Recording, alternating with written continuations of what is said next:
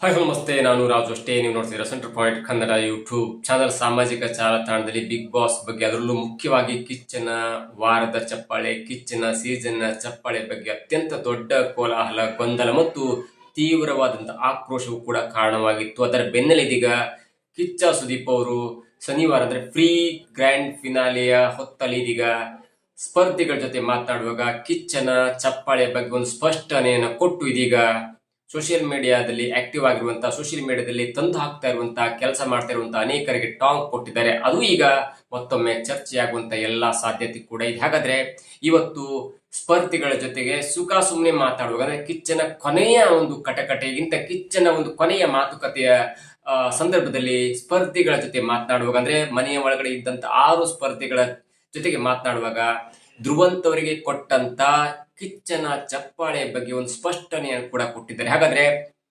ಸ್ಪರ್ಧಿಗಳ ಜೊತೆ ಮಾತನಾಡುವಾಗ ಸುದೀಪ್ ಅವರು ಕೊಟ್ಟಂತ ಈ ಕಿಚ್ಚನ ಚಪ್ಪಾಳೆಯ ಬಗ್ಗೆ ಸ್ಪಷ್ಟನೆ ಏನು?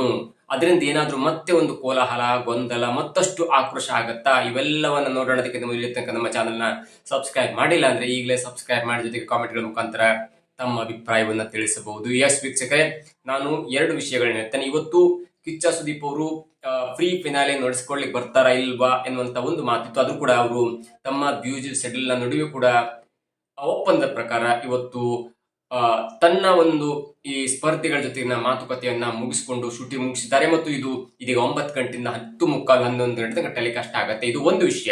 ಎರಡನೇದಾಗಿ, ಅಪ್ಡೇಟ್ ಪ್ರಕಾರ ನಾಳೆ 10 ಗಂಟೆ ತನಕ ವೋಟಿಂಗ್ ಲೈನ್ ಓಪನ್ ಇರುತ್ತೆ ಮತ್ತು ನಾಳೆ ಸಂಜೆ 6ರಿಂದ ಗ್ರ್ಯಾಂಡ್ ಫಿನಾಲೆ ಅದ್ದೂರಿಯಾಗಿ, ಭರ್ಜರಿಯಾಗಿ, ಯಾವುದೇ ಒಂದು ಸಬ್ಜೆಕ್ಟ್ ಗಳ ಲೀಕ್ ಇರದೆ ಎಲ್ಲವೂ ಕೂಡ ಅಚ್ಚುಕಟ್ಟಾಗಿ ನಡೆಯುತ್ತೆ. ಮತ್ತು ಸರಿಸುಮಾರು 9ರಿಂದ 10 ಗಂಟೆಗೆ ಈ ಫೈನಲಿಸ್ಟ್ ಗಳ ಅಥವಾ ಇಬ್ಬರು ಫೈನಲಿಸ್ಟ್ ನಲ್ಲಿ ಒಬ್ಬರನ್ನ ವಿನ್ ಮಾಡುವಂತ ಸಾಧ್ಯತೆ ಇದೆ. ಮತ್ತು ಅದಾದ ಕೇವಲ ಅರ್ಧ ಗಂಟೆಯಲ್ಲಿ ಆ ಎಪಿಸೋಡ್ ಕೂಡ ಸರಿಸುಮಾರು 10:10ವರೆಗೆ ಅದು ಕೂಡ ಟೆಲಿಕಾಸ್ಟ್ ಆಗುತ್ತೆ ಅನ್ನುವಂತ ಒಂದು ಮಾಹಿತಿ ಬರ್ತದೆ. ಅಷ್ಟರ ಮಟ್ಟಿಗೆ ಇವತ್ತು ಯಾವುದೇ ಎಲಿಮಿನೇಷನ್ ಇರಲ್ಲ. ಮತ್ತು ಇವತ್ತು ಆದಂತ ಒಂದು ಫುಲ್ ಎಪಿಸೋಡ್ ನಲ್ಲಿ ಮೊದಲ ಸ್ಪರ್ಧಿ ಇಲ್ಲಿಯ ತನಕ ಬಿಗ್ ಬಾಸ್ ಸೀಸನ್ 11ರಲ್ಲಿ ಹನುಮಂತ್ ಅವರು 5,20,00,000 ಮತವನ್ನು ಪಡ್ಕೊಂಡು ಹಿಸ್ಟ್ರಿಯನ್ನ ಬ್ರೇಕ್ ಮಾಡಿದ್ರು. ಅದಾದ ನಂತರ ಇದೀಗ 10 ಕೋಟಿ 11 ಕೋಟಿ ವೋಟ್ ಬರ್ಬೋದು ಅನ್ನೋ ಲೆಕ್ಕಾಚಾರ ಇತ್ತು. ಆದ್ರೆ ಕಿಚ್ಚ ಸುದೀಪ್ ಅವರು ಸ್ವತಃ ಪ್ರೋಮೋದಲ್ಲಿ ಹೇಳಿದಂತೆ ಮತ್ತು ಎಪಿಸೋಡ್ ಹೇಳಿದ ಪ್ರಕಾರ ಮೊದಲ ಅಭ್ಯರ್ಥಿಗೆ ಅಂದ್ರೆ ಗೆಲ್ಲುವಂತ ಅಭ್ಯರ್ಥಿ ಅಥವಾ ನಂಬರ್ 1 ಸ್ಥಾನದಲ್ಲಿರುವಂತ ಅಭ್ಯರ್ಥಿಗೆ ಜಾಸ್ತಿ ವೋಟ್ ಅಂದ್ರೆ 37,49,11,299 ವೋಟ್ ಬಂದಿದೆ. ಅದು ಎಲ್ಲಿ ತನಕ? ಫ್ರೈಡೇ ನೈಟ್ 12 PM ತನಕ. ಅದಾದ ನಂತರ ಸ್ಯಾಟರ್ಡೆ ಫುಲ್ ಡೇ ಇದೆ ಮತ್ತು ಸಂಡೇ 10 ಗಂಟೆಗಳ ಕಾಲ ಇದೆ. ಹಾಗಾಗಿ ಸರಿಸುಮಾರು 34 ಗಂಟೆಗಳ ಅವಧಿಯಲ್ಲಿ ಎಷ್ಟು ವೋಟ್ ಬೇಕಾದ್ರೂ ಬರಬಹುದು ಎನ್ನುವಂತ ಒಂದು ಮಾಹಿತಿಯನ್ನು ಕೊಟ್ಟಿದ್ದಾರೆ. ನನಗನ್ಸುತ್ತೆ ಮೇ ಬಿ ಒಂದು 42, 43, 44 ಕ್ರೋರ್ಸ್ ತನಕ ಬರಬಹುದು. ಇನ್ನು ಕೋಟಿ ವೋಟ್ ಅನ್ನ ಲೆಕ್ಕ ಮಾಡೋದಾದ್ರೆ 1 ವೋಟ್ ಈಕ್ವಲ್ ಟು ಅಂದ್ರೆ 99 ವೋಟ್ ಅನ್ನ ಮಾಡಬಹುದು. ಒಬ್ಬ ಅಭ್ಯರ್ಥಿ ತನ್ನ ಮೊಬೈಲ್ ಇಂದ 99 ವೋಟ್ ಅನ್ನ ಮಾಡಬಹುದು. ಇದು ಒಂದು ಲೆಕ್ಕ. ನಾಳೆ ಎಪಿಸೋಡ್ ಆಗುತ್ತೆ, ನಾಳೆ ಯಾರು ವಿನ್ ಆಗ್ತಾರೆ ಎನ್ನುವಂತ ಒಂದು ಕ್ಲಿಯರ್ ಕಟ್ ಮೆಸೇಜ್ ಹೋಗುತ್ತೆ. ಜೊತೆಗೆ ಕಿಚ್ಚ ಸುದೀಪ್ ಅವರು ಇವತ್ತು ಸುಮ್ಮನೆ ಫ್ರೆಂಡ್ಶಿಪ್ ಅಲ್ಲಿ ಮಾತನಾಡಿದಂತ, ಅಂದ್ರೆ ಫ್ರೀ ಫಿನಾಲಿಯಲ್ಲಿ ಮಾತನಾಡಿದಂತ ಒಂದು ವರ್ಡ್ ಈಗ ಅಂದ್ರೆ ಸಾಮಾಜಿಕ ಜಾಲತಾಣ ಮತ್ತು ಈ ಹಿಂದಿನ ಕಟಕಟಿಯಲ್ಲಿ ಆದಂತ ಒಂದು ಸಂದರ್ಭವನ್ನು ವಿವರಣೆ ಮಾಡ್ತಾ ಮತ್ತು ಆ ಒಂದು ವಾರದಲ್ಲಿ ಹೊರಗಡೆ ಏನಾಯ್ತು ಎಲ್ಲವನ್ನು ಕೂಡ ಪರೋಕ್ಷವಾಗಿ ಸ್ಪರ್ಧಿಗಳಿಗೆ ತಿಳಿಸುವಂತ ಕ್ಲಿಯರ್ ಕಟ್ ಒಂದು ಸ್ಪಷ್ಟನೆಯನ್ನು ಕೊಟ್ಟಿದ್ದಾರೆ. ಯಾವುದನ್ನು ಕೂಡ ಹಿಂಗ ಆಗ್ತಾ ಇದೆ, ನೀವು ಹೀಗಾಗಿದ್ದೀರಿ ಅನ್ನುವಂತ ಒಂದು ಮಾತನ್ನು ಹೇಳಿಕಾಗಿರೋದು. ಹೊರಗಿನ ಪ್ರಪಂಚ ಬೇರೆ ಮತ್ತು ಒಳಗಿನ ಪ್ರಪಂಚ ಬೇರೆ, ಅದು 2 ಪ್ರಪಂಚ ಬೇರೆ ಬೇರೆ ಆಗುತ್ತೆ. ಸುದೀಪ್ ಅವರು 2 ಪ್ರಪಂಚ ಗೊತ್ತಿದ್ರು ಕೂಡ ಯಾವುದೇ ಕಾರಣಕ್ಕೂ ಹೊರಗಿನ ಪ್ರಪಂಚದ ವಿಷಯವನ್ನ ಒಳಗಡೆನ ಈ ಬಿಗ್ ಬಾಸ್ ಪ್ರಪಂಚಕ್ಕೆ ಹೇಳಲಿಕ್ಕೆ ಆಗಲ್ಲ. ಅದು ಒಂದು ನಿರ್ಬಂಧ ಮತ್ತು ನಿಯಮ ಕೂಡ ಆಗುತ್ತೆ. ಕಳೆದ ವಾರ ಅಂದ್ರೆ ಲಾಸ್ಟ್ ವೀಕ್ ಅಲ್ಲಿ ವಾರದ ಚಪ್ಪಾಳೆಯನ್ನ ಅಶ್ವಿನಿ ಗೌಡರು ಕೊಟ್ಟಿದ್ರು. ಓಕೆ, ಅದನ್ನು ಒಪ್ಪಬಹುದಿತ್ತು. ಜೊತೆಗೆ ಒಂದು ಸಹಜವಾಗಿ ಅವರ ವಿರುದ್ಧವಾಗಿ ಕಿಚ್ಚ ಸುದೀಪ್ ಅವರು ಧ್ರುವಂತ್ ಮತ್ತು ಅಶ್ವಿನಿ ಗೌಡ ಅವರನ್ನ ಗಿಲ್ಲಿಯ ವಿರುದ್ಧ ಎತ್ಕಟ್ಟಿ ಅವರನ್ನ ಪ್ರಮೋಟ್ ಮಾಡ್ತಿದ್ದಾರೆ ಅನ್ನುವಂತ ಒಂದು ವಿಷಯ ಇತ್ತು. ಅಲ್ಲೇ ತನಕ ಗಿಲ್ಲಿ ನಂಬರ್ 1 ಇದ್ರು, 1 ಮ್ಯಾನ್ ಶೋ ಆಗ್ತಾ ಇತ್ತು ಮತ್ತು ರಕ್ಷಿತಾ ಶೆಟ್ಟಿ ಅವರು ಸೆಕೆಂಡ್ ಪ್ಲೇಸ್ ಬರ್ತಾರೆ ಮತ್ತು ಅವರು ಕೂಡ ಒಂದು ಒಳ್ಳೆ ಕಂಟೆಸ್ಟೆಂಟ್. ಯಾವುದೇ ಒಂದು ಒತ್ತಡಕ್ಕೆ ಮನೆಯಿಂದ ತನ್ನ ಆಟವನ್ನು ಆಡ್ಕೊಂಡು ಹೋಗ್ತಾರೆ.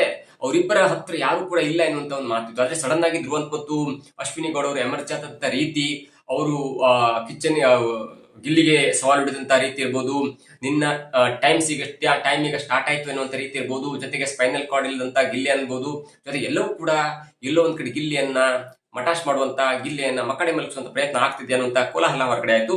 ಅದು ಒಂದ್ ಲೆವೆಲ್ ಸಹಿಸಿಕೊಳ್ಳಬಹುದಿತ್ತು. ಆದ್ರೆ ಅದಾದ ನಂತರ 2 ಘಟನೆ ಇದೆಯಲ್ಲ, ಒಂದು ಘಟನೆ ಧ್ರುವಂತ್ ಎನ್ನುವಂತ ಒಬ್ಬ ಸ್ಪರ್ಧೆಗೆ ಎರಡನೇ ಅಥವಾ ಮೂರನೇ ವಾರದಲ್ಲಿ ತಾನು ಬಿಗ್ ಬಾಸ್ ಮನೆಯಿಂದ ಹೊರಗೆ ಹೋಗ್ತೇನೆ, ನನಗೆ ಆಗ್ತಿಲ್ಲ, ನನ್ನನ್ನು ಬೇರೆ ತರಹದೇ ಪೋರ್ಟ್ರೇ ಮಾಡ್ತಾ ಇರುವಂತ ರೀತಿಯಲ್ಲಿ ಬಿಂಬಿಸಿಕೊಂಡು ಅದನ್ನ ಹೊರಹಾಕಿದಂತ ವ್ಯಕ್ತಿಯನ್ನ ನೀವು 98-99 ದಿನಕ್ಕೆ ಅಥವಾ 14-15 ವಾರದಲ್ಲಿ ಅವನನ್ನು ಹೀರೋ ತರ ಮಾಡಿ ಅವನಿಗೆ ಇಡೀ ಸೀಸನ್ ಚಪ್ಪಾಳೆ. ಇಲ್ಲಿ ಚಪ್ಪಾಳೆ ಅಂದ್ಕೂಡಲೇ ಒಂದು ವಾರ ಕೊಡ್ತಾರೆ, ಒಂದು ವಾರ ಕೊಡಲ್ಲ. ಯಾಕಂದ್ರೆ ಸುದೀಪ್ ಅವರಿಗೆ ಆಟ ಮನ್ಸಿಗೆ ಹತ್ಬೇಕು, ಆಗ ಸುದೀಪ್ ಅವರು ಆ ಕಿಚ್ಚನ ಚಪ್ಪಾಳೆನ ಕೊಡ್ತಾರೆ. ಇದು ಒಂದು. ಆದ್ರೆ ಈ ಸೀಸನ್ 4-5 ಜನಕ್ಕೆ ಮಾತ್ರ ಕಿಚ್ಚನ ಚಪ್ಪಾಳೆ ತಟ್ಟಿದೆ. 14-15 ವಾರ ಆದ್ರೂ ಕೂಡ ಕೊಟ್ಟಿದ್ದು ಕೇವಲ ಒಂದು 8-9 ಜನಕ್ಕೆ ಅನ್ಸ್ಬೋದು, ಮಿಕ್ಕದ ವಾರಲ್ಲಿ ಕೊಡ್ಲಿಲ್ಲ. ಯಾಕಂದ್ರೆ ಅಲ್ಲಿ ಆಟ ಯಾರು ಆಡಿದ್ರು ಕೂಡ ಚೆನ್ನಾಗಿ ಆಡಿಲ್ಲ ಅಂತ ಒಂದು ಬೇಜಾರಿತ್ತು, ಹಾಗೆ ಕೊಟ್ಟಿರ್ಲಿಲ್ಲ. ಆದ್ರೆ ಈ 11+1 12 ಸೀಸನ್ ನಲ್ಲೂ ಕೂಡ ಇಲ್ಲೇ ತನಕ ಇಂಥ ಒಂದು ಕಿಚ್ಚನ ಚಪ್ಪಾಳೆ ಕೊಟ್ಟಿರಲಿಲ್ಲ. ಯಾರಿಗೆ? ಸೀಸನ್ ಚಪ್ಪಾಳೆ ಅಂತೆ. ಸೀಸನ್ ನಲ್ಲಿ ಅಂದ್ರೆ ಈ ಸೀಸನ್ ನಲ್ಲಿ ಅತ್ಯುತ್ತಮವಾಗಿ ಆಡಿದಂತ ಒಬ್ಬ ವ್ಯಕ್ತಿಗೆ ಸೀಸನ್ ಚಪ್ಪಾಳೆ ದಟ್ ಗೋಸ್ ಟು ಧ್ರುವಂತ್ ಎನ್ನುವಂತ ಒಂದು ಚಪ್ಪಾಳೆಯನ್ನು ಕೊಡ್ತಾರೆ. ಅದಾದ ಒಂದು ಅರ್ಧ ಗಂಟೆಯಲ್ಲಿ ಅಶ್ವಿನಿಯವರಿಗೆ ವಾರದ ಚಪ್ಪಾಳೆ ಕೊಡ್ತಾರೆ. ವಾರದ ಚಪ್ಪಾಳೆ ಸಹಿಸಿಕೊಳ್ಳಬಹುದು. ವಾರದಲ್ಲಿ ಅವರು being a female candidate she has done a wonderful task, wonderful game in Bigg Boss season 12 at the 15th week ಅಂತ ಹೇಳ್ಬೋದು.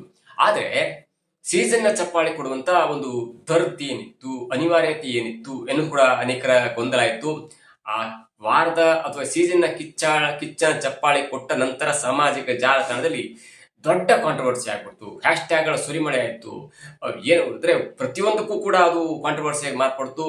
ಅದರಲ್ಲಿ ನಾವು ಅನೇಕರನ್ನು ನೋಡ್ತೀವಿ. ಸೃಜನ್ ಲೋಕೇಶ್, ಅರುಣ್ ಸಾಗರ್, ದೀಪಿಕಾ ದಾಸ್, ಬೇರೆ ಬೇರೆ ಎಂತೆಂತ ಕ್ಯಾಂಡಿಡೇಟ್ಗಳು ನೋಡಿದ್ದೇವೆ. ಕುರಿ ಪ್ರತಾಪ್, ಎಲ್ಲರೂ ಕೂಡ ತಮಗೆ ಸಿಕ್ಕಂತ ಅರವಿಂದ್ ಆಗಿರ್ಬೋದು, ಎಲ್ಲರೂ ಕೂಡ ತಮಗೆ ಸಿಕ್ಕಂತ ಅತ್ಯುತ್ತಮ ಅವಕಾಶವನ್ನ ಅಂದ್ರೆ ಮನರಂಜನೆ ಕೊಡುವಲ್ಲಿ ತುಂಬಾ ಆಟವನ್ನು ಆಡಿದ್ರು, ತುಂಬಾ ಮನರಂಜನೆ ಕೂಡ ಕೊಟ್ಟರು. ಅಂತವ್ರಿಗೂ ಕೂಡ ಸೀಸನ್ ನ ಚಪ್ಪಾಳೆ ಕೊಟ್ಟಿರ್ಲಿಲ್ಲ. ಜೊತೆಗೆ ಸೀಸನ್ ಚಪ್ಪಾಳೆ ಅಂದ್ರೆ ಅವರು ಒಂಥರ ವಿನ್ನರ್ ಲೆಕ್ಕನೇ. ಅದು ವಿನ್ನರ್ಗೆ ಸರಿಸಮಾನವಾಗಿ ಬೇರೆ ಯಾವ್ದಾದ್ರು ಒಂದು ಅವಾರ್ಡ್ ಕೊಡುವಂಥದ್ದು ಸೀಸನ್ ನ ಚಪ್ಪಾಳೆ ಕೊಡ್ತಾರೆ. ಯಾಕಂದ್ರೆ ಇಡೀ ಪೂರ್ತಿ ಸೀಸನ್ ಒಳ್ಳೆ ಆಟಗಾರನನ್ನ ಆಡಿದ ಕಾರಣಕ್ಕೆ ಅವನಿಗೆ ಟ್ರೋಫಿ ಸಿಕ್ಕಿತ್ತಿರುವಂತ ಒಂದು ಲೆಕ್ಕಾಚಾರ ಹಾಕ್ಬಹುದು. ಅದಾದ ನಂತರ ಒಂದು ಕಾಂಟ್ರವರ್ಸಿ ಆಯ್ತು. ಧ್ರುವಂತ್ ಅವರು ಏನು ಫೈನಲ್ ವಿನ್ ಆಗ್ತಾರ, ಫೈನಲ್ ಟಚ್ ಮಾಡ್ಬಿಟ್ರೆ ಅನ್ನುವಂತ ಒಂದು ಕಲ್ಪನೆ ಆಯ್ತು, ಒಂದು ಭರವಸೆ, ಒಂದು ಸಾಮಾಜಿಕ ಜಾಲತಾಣದಲ್ಲಿ ಸೋಷಿಯಲ್ ಮೀಡಿಯಾದಲ್ಲಿ ಹವಾ ಎಬ್ಸ್ತು. ಓಕೆ, ಅದನ್ನು ಸಹಿಸಿಕೊಂಡ್ರು.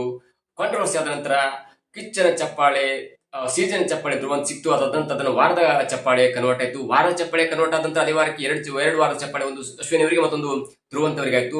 ಆಗಲೂ ಕೂಡ ಸೋಷಿಯಲ್ ಮೀಡಿಯಾ ದೊಡ್ಡ ಒಂದು ಹವಾ ಎಬ್ಸ್ತು. ಇರುವ 8ರಲ್ಲಿ ಇಬ್ಬರಿಗೆ ವಾರದ ಕಿಚ್ಚನ ಚಪ್ಪಾಳೆ ಕೊಟ್ಟರೆ ಏನು ಚಪ್ಪಾಳೆಗೆ ಬೆಲೆ ಇಲ್ವೇ ಅನ್ನುವಂತ ಮಾತಾಯ್ತು. ಅದಾದ ನಂತರ ಧ್ರುವಂತ್ ಅವರನ್ನ ಮಿಡ್ ಡೇ ಎಲಿಮಿನೇಷನ್ ನಲ್ಲಿ ಮನೆಗೆ ಕಳಿಸಲಾಯಿತು. ನೋಡಿ, ಎಲಿಮಿನೇಷನ್ ಹೇಗೆ ಬರ್ಬೇಕಂದ್ರೆ, ಎಲಿಮಿನೇಷನ್ ಆದಾಗ ಎಲ್ಲರ ಮುಂದೆ ನೀವು ಸೋತ್ರಿ ಅಥವಾ ನಿಮ್ಮನ್ನ ಎಲಿಮಿನೇಟ್ ಆಯ್ತು ಅನ್ನೋ ಕಾರಣಕ್ಕಾಗಿ ಎಲಿಮಿನೇಟ್ ಆದಾಗ ಅವರನ್ನ ತನ್ನ ಕೊನೆ ಸ್ಪೀಚ್ ಹೇಳ್ತಾರೆ. ಅದಾದ ನಂತರ ಒಂದು ಸೆಲ್ಫಿ ಇರುತ್ತೆ, ಎಲ್ಲವೂ ಕೂಡ ಮೆಮರಿಗೆ ಉಳಿಯುವಂಥದ್ದು. ಆದ್ರೆ ಮಿಡ್ ಡೇ ಎಲಿಮಿನೇಷನ್ ಇದೆಯಲ್ಲ, ಕಣ್ಣಿಗೆ ಪಟ್ಟೆ ಕಟ್ಟಿ ಅವರನ್ನ ಹೊರಗೆ ಕಳಿಸಿ ಅದಾದ ನಂತರ 3-4 ದಿನ ಎಲ್ಲಿ ಇರ್ತಾರ ಗೊತ್ತಿಲ್ಲ, ಹೊರಗೆ ಕಳಿಸಬಹುದು. ಅದ ನಂತರ ಗೆಟಪ್ ಚೇಂಜ್ ಮಾಡ್ಕೊಂಡು ಈಗ ನಾಳೆ ಫಸ್ಟ್ ಕಂಟೆಸ್ಟೆಂಟ್ ಆಗಿ ಅವರು ಮಾತನಾಡಿಸಬಹುದು. ಇದು ಎಲ್ಲವೂ ಸತ್ಯ. ಆದ್ರೆ ಸೀಸನ್ ಚಪ್ಪಾಳಿಂದ ಕಿಚ್ಚನ ಚಪ್ಪಾಳಿಂದ ಮನೆ ಹೊರಗೆ ಕಳಿಸುವಂತ ಅನಿವಾರ್ಯತೆ ಏನಿತ್ತು, ಇದು ಅನೇಕ ಗೊಂದಲ ಮತ್ತು ಚರ್ಚೆ ಮತ್ತು ಕೋಲಾಹಲವನ್ನು ಉಂಟು ಮಾಡಿತು. ಮತ್ತು ಕಿಚ್ಚನ ಚಪ್ಪಾಳಿ ಅನ್ನೋದು ಬೇರೆ ಬೇರೆ ತರ ಚಪ್ಪಾಳಿ ಅನ್ನೋ ಕಾರಣಕ್ಕಾಗಿ ಸದ್ದು ಮಾಡ್ತು. ಅದರಿಂದ ಬೇಸರಗೊಂಡಂತ, ಅದರಿಂದ ಕೋಪಗೊಂಡಂತ, ಮತ್ತು ಯಾಕೆ ಇಷ್ಟು ಕಿಚ್ಚನ ಚಪ್ಪಾಳಿ ಜನ ಜಾಸ್ತಿ ಚರ್ಚೆ ಮಾಡ್ತಿದ್ದಾರೆ ಅನ್ನುವಂತ ಕಾರಣಕ್ಕಾಗಿ ಪರೋಕ್ಷವಾಗಿ ಇವತ್ತು ಕಿಚ್ಚ ಸುದೀಪ್ ಅವರು ಒಂದು ಸ್ಪಷ್ಟನೆ ಕೊಟ್ಟಿದ್ದಾರೆ. ಈ ಕಿಚ್ಚನ ಚಪ್ಪಾಳೆ ಅನ್ನೋದು ಅದು ನನ್ನ ಚಪ್ಪಾಳೆ. ಧ್ರುವಂತ್ ಅವರು ಇವತ್ತು ಮನೆಯಿಂದ ಹೊರಗೆ ಹೋಗಿರ್ಬೋದು, ಆದ್ರೂ ಕೂಡ ಅವರು ತಮ್ಮ ಆಟದಲ್ಲಿ ಅವರು ಕೂಡ ಬಿಗ್ ಬಾಸ್ ನ ಈ ಜರ್ನಿಯಲ್ಲಿ ಒಬ್ಬ ಕ್ಯಾಂಡಿಡೇಟ್ ಆಗಿದ್ದಾರೆ ಮತ್ತು ನನಗನ್ಸಿದ ಮಟ್ಟಿಗೆ ಅವರು ಕೂಡ ತುಂಬಾ ಚೆನ್ನಾಗಿ ಆಟ ಆಡಿದ್ದಾರೆ. ಹಾಗಾಗಿ ನಾನು ಕಿಚ್ಚನ ಚಪ್ಪಾಳೆನೆ ಕೊಟ್ಟಿದ್ದೇನೆ. ಆದ್ರೆ ಆ ಚಪ್ಪಾಳೆ ಪೋಟ್ರಿ ಆದಂತ ರೀತಿ ದೊಡ್ಡದಾಗಿ ಬೇರೆ ಕಡೆ ದೊಡ್ಡ ಸದ್ದನ್ನ ಮಾಡ್ತಿದೆ ಮತ್ತು ನೀವು ಪ್ರತಿಯೊಬ್ಬ ಕ್ಯಾಂಡಿಡೇಟ್ಗಳ ಬಗ್ಗೆಯೂ ಕೂಡ ದೊಡ್ಡದೊಂದು ಚರ್ಚೆ ಇದೆ. ಇಲ್ಲಿ ತನಕ ಒಂದ್ ಲೆಕ್ಕಾಚಾರ, ಇನ್ನು ಮುಂದೆ ಒಂದ್ ಲೆಕ್ಕಾಚಾರ. ಹಾಗಾಗಿ ನಾನಂತೂ ಒಳ್ಳೆಯದಕ್ಕಾಗಿ ಕಿಚ್ಚನ ಚಪ್ಪಾಳೆನೆ ಕೊಟ್ಟಿದ್ದೇನೆ. ನನ್ನ ಉದ್ದೇಶ ಒಳ್ಳೆಯದಕ್ಕಾಗಿತ್ತು. ಆದ್ರೆ ಸೋಷಿಯಲ್ ಮೀಡಿಯಾದಲ್ಲಿ ಅಥವಾ ಟ್ರೋಲ್ಗಳಲ್ಲಿ ಅದನ್ನು ಬೇರೆ ರೀತಿಯಲ್ಲಿ ಬಿಂಬಿಸ್ತಿದ್ದಾರೆ. ಆ ಮಾತನ್ನ ಯಾವುದೇ ಕಾರಣಕ್ಕೂ ಕೂಡ ನೀವು ನಂಬಲಿಕ್ಕೆ ಹೋಗ್ಬಿಡಿ. ಆ ಸೋಷಿಯಲ್ ಮೀಡಿಯಾದಲ್ಲಿ, ಆ ಮಿಮ್ಸ್ ಅಲ್ಲಿ, ಆ ಟ್ರೋಲ್ಗಳಲ್ಲಿ ಬರುವಂತ ಎಲ್ಲಾ ವಿಷಯಗಳು ಕೂಡ ನಿಮ್ಮನ್ನ ಹಾಳು ಮಾಡುವಂತದ್ದಾಗಿದೆ. ಅದಕ್ಕೆ ನೀವು ಕಿವಿ ಕೊಡ್ಲೇಬಾರದು. ನನ್ನ ಒಂದು ಉದ್ದೇಶ ಕಿಚ್ಚನ ಚಪ್ಪಾಳೆ ಒಂದು ಒಳ್ಳೆ ಉದ್ದೇಶಕ್ಕಾಗಿ ಕೊಟ್ಟಿದ್ದೆ. ಅದರಲ್ಲಿ ಯಾವುದೋ ಒಂದು ಕೆಟ್ಟ ಉದ್ದೇಶ ಇರಲಿಲ್ಲ. ಆದ್ರೆ ಹೊರಗಡೆ ಅದನ್ನು ಕೆಟ್ಟದಾಗಿ ಬಿಂಬಿಸಲಾಗ್ತದೆ ಮತ್ತು ಅದಕ್ಕೆ ನೀವು ಕೂಡ ಕಿವಿ ಕೊಡಬಾರದು.